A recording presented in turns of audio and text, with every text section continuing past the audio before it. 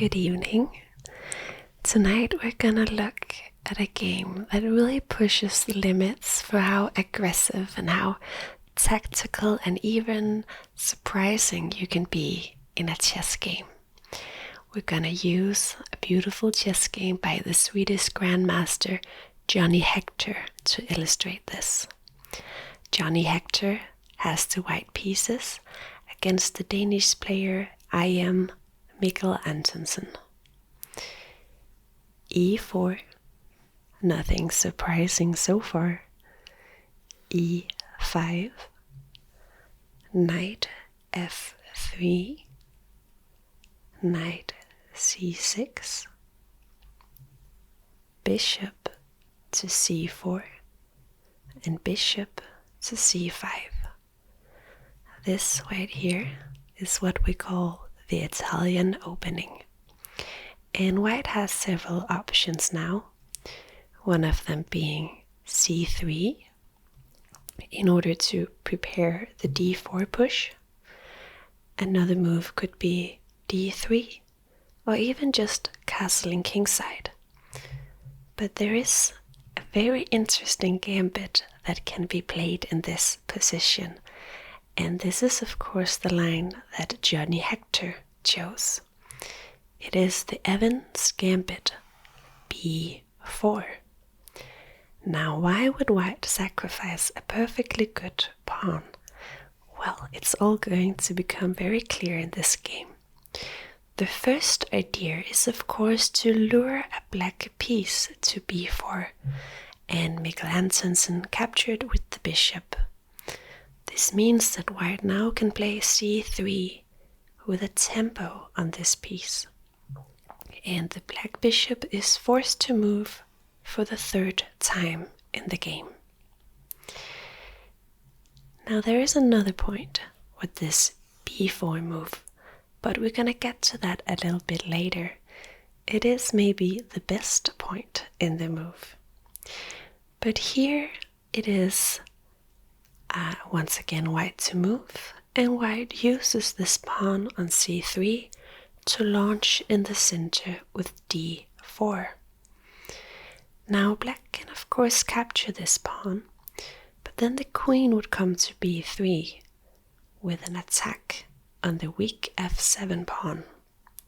So here Mikkel Antonsen, he instead played the move that is most common among masters, protecting the pawn by playing d6. Well, this did not stop Jonny Hector, and he still played this move, queen to d3, attacking the pawn on f7. It could be protected by going knight h6, but in this case the bishop on c1 would be able to capture, thus removing the defender of f7. So instead he protected by going queen d7, but notice how this is blocking in the light squared bishop. Well, now it's this knight's turn to develop. So Jonny Hector played knight b to d2. And if you're thinking, why do I say knight b to d2? It's because in this position white has two knights that can jump to d2. So if I only say knight d2, we can't know which knight it is. That's why I have to specify that it is indeed this knight that jumps to d2. Black then played the move knight h6. This makes a lot of sense. It develops a knight, makes ready to castle. It also overprotects the weak pawn on f7. So a really logical move by black, and of course black is ready now to castle next move. But what we're gonna see now is a player with the white pieces, the Swedish Grandmaster, who will do anything in his power to stop black from castling, almost no matter the cost. The first thing that he did here was to capture on e5. Well, maybe this doesn't directly stop black from castling. Black could still castle in this position. But if he did, white would be able to win back his pawn by capturing on d6 and have a slightly better position. One could say that the knight on h6 is a bit misplaced here, and this pawn on e4 is gaining some nice central control for white. So because of this, black thought, oh well, I guess I can wait to castle just one move and capture here on e5 first, to make sure that I'm still up a pawn after this dubious gambit that my opponent played. Jonny Hector captured this knight, still preventing castling, as of course he just captured a piece, and he's also attacking the queen on d7 now.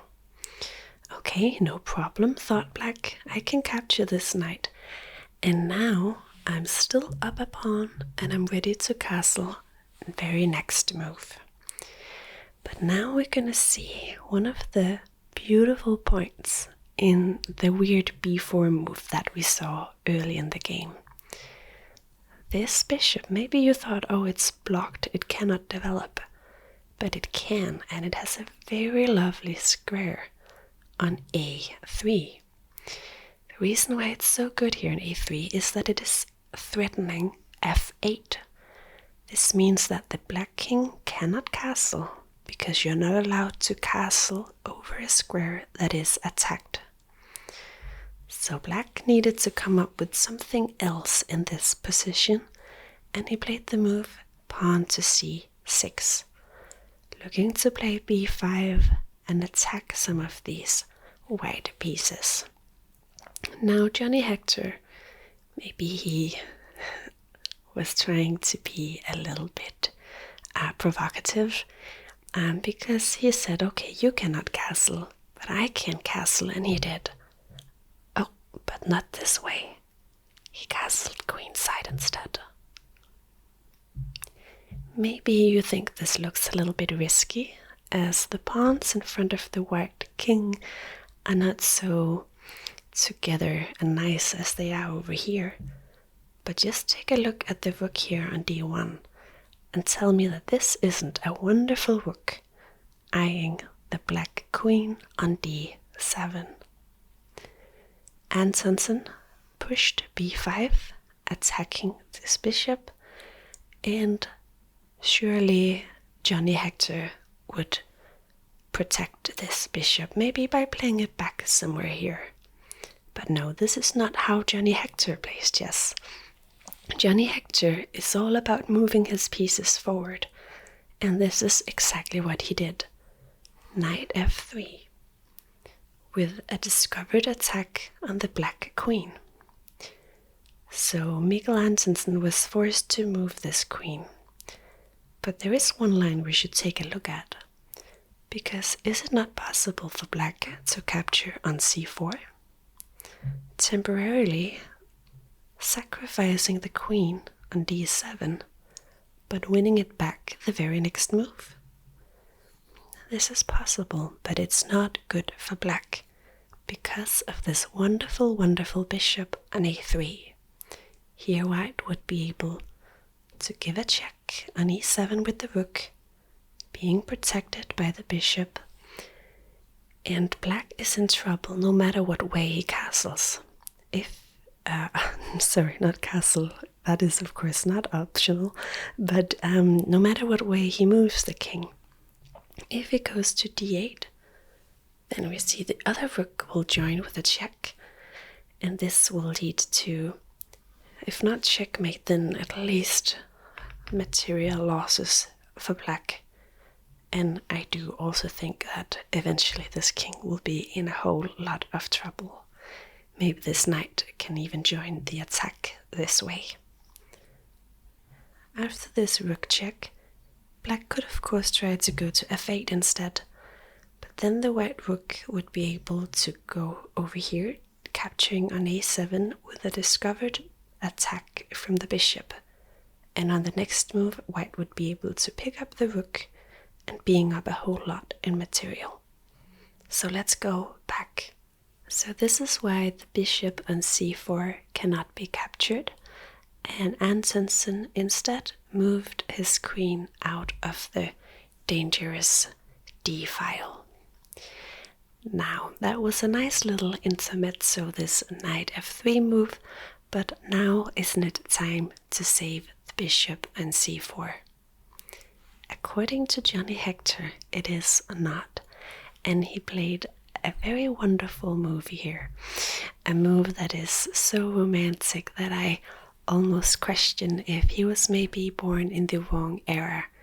Maybe he is a reincarnated soul from the romantic era of chess, because the move that he played here was rook to d5.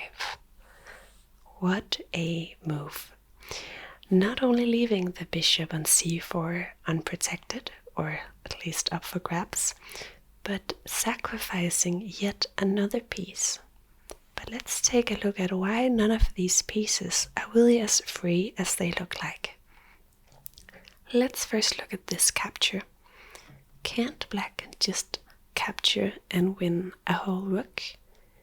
Well, not really, because white is going to take back with the bishop, with an attack on the black queen, and also eyeing the rook in the corner. If black tries to move the queen and defend this rook, then white would throw in a check here with the bishop. And if black were to block this, the queen would be able to enter, threatening checkmate on d7. And even if black were to capture, white could simply capture back with the queen. And once again, notice how this bishop is doing a very important job preventing the black king from escaping. So here black would need to go in the d file, and the consequences for this king would be fatal, leading to checkmate. So this is why the rook on d5 is not nearly as free as it looks like. But what about the bishop here in c4? Well, taking this might be even worse, because now Hector would be able to... the king was here. So after capturing here, Hector would be able to take on e5 with a check. And once again, the king cannot go to f8 and need to escape to the d file. Notice that if black were to block the check with his bishop, then the queen on b7 would be left undefended. And of course, once the king enters the d file, we have this rook joining the battle, and this would once again lead to either checkmate or losing the queen. For an example, bishop d7, and white would be able to capture this queen. So black here instead protected e5 with his pawn, so that white would not be able to capture here. But let's see if that is really what's going to happen, because so far it hasn't really stopped white that black has protected his pieces. And it didn't stop Hector in this position either. He could move the bishop, or he could move and protect his rook, and he sort of did both and neither in one way, by capturing here on b5 with his rook. Okay, and also winning back the pawn that he sacrificed in the opening. Taking here is really not a very good option for black, as white would be able to capture with the bishop. Notice how these two diagonals, actually 3 diagonals with the queen, are very, very deadly for the black king, who once again needs to escape to the d file, and then rook d1 would come. Because here, if black were to block the check with his bishop, there would be a lovely little check here on e6. Now that f pawn is no longer protecting the e6 square. Black, of course, cannot capture with the bishop, as the king would then be in check. And after king d8, white would be able to simply capture, and once black takes back, we once again have this beautiful rook d1 move, this time winning the black queen. Okay, so the bishop was here, and we had some pawns over here. The rook was in the corner, here and here. So black here decided that this rook is too dangerous to capture, and instead protected his queen by going back with the bishop. Oh, and sorry, this king is, I keep forgetting to put him back on e8. Now Jonny Hector played, maybe you can even guess the move if you look at the way he's been playing so far. He of course captured the defended pawn on e5. And once again, it is taboo for black to capture, as it would be devastating to allow rook takes with a check, as the king would once again be forced to go in the d-file, and rook d1 would come with checkmate to follow. So instead here, he tried for queen c7. Maybe looking to develop this poor bishop on c8 and castle queenside, now that the kingside castle is so off limits. Well, now the great Jonny Hector actually moved one of these pieces. But do you think that he put his knight back to one of these squares? That wouldn't be very Hector-like. And as I said, Jonny Hector is really a player who prefers to push his pieces forward. So instead, this knight moved forward. Where can it go forward to? Well, why not sacrifice itself on c6? And I'm guessing at this point you're starting to trust his sacrifices, but just for fun, let's see what would happen if black accepts the offer. Well, I think there are numerous ways for white to gain an advantage here. Maybe the most simple would be to sacrifice the rook on e5 with a check, in order to then play bishop e5 and win the queen. So once again, black didn't dare to accept the sacrifice made by white, and instead played bishop d7, hoping very much to be able to capture this knight, not with the queen but with the bishop, and finally get his king into safety by castling queenside. But Jonny Hector, this man, he did not want black to castle no matter what. And what better way to prevent this than another forward knight move, knight e7, controlling both g8 and c8, making it completely impossible for black to castle. Now, of course, you should notice that black can actually give a check to the white king in this position. And that is exactly what black did here.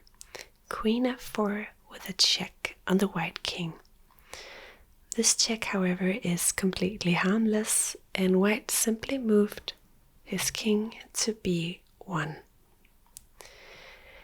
Now Antonsen put his bishop back in order to attack this knight, and maybe even try to win it, because the knight doesn't have a whole lot of squares. And once it went back to f5, this is the exception to the rule that Jonny Hector only pushes his pieces forward, Antonsen captured on e4 with a check and with an attack on this knight on f5. But Jonny Hector had it all under control. He simply put his king in the corner, nice and cozy, and once black captured this poor knight that had done such a great job. He played this bishop d5, eyeing the queen and the rook in the corner. Black, of course, chose to save his queen, but then the rook is lost. And if we look at the material count now, Jonny Hector, after all the sacrifices he tried to make, he is now up a pawn and an exchange. And Black is still not in safety with his king. Here Antonsen tried a last trick, trying to attack this queen, maybe hoping it would go somewhere so it would not protect the rook. But Hector, of course, did not have to move his queen, and instead he played this beautiful bishop move, bishop to d5. And in this position, Black resigned.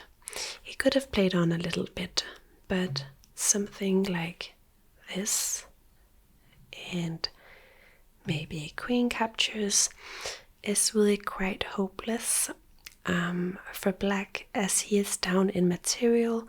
He cannot get his king into safety, and these pieces over here are really quite awkward. And actually I put this into Stockfish, and Stockfish says that there is a checkmate in 16 moves. But I think even without having seen this, it's clear that White has more than just an upper hand. Now this game was featured on the website chessgames.com.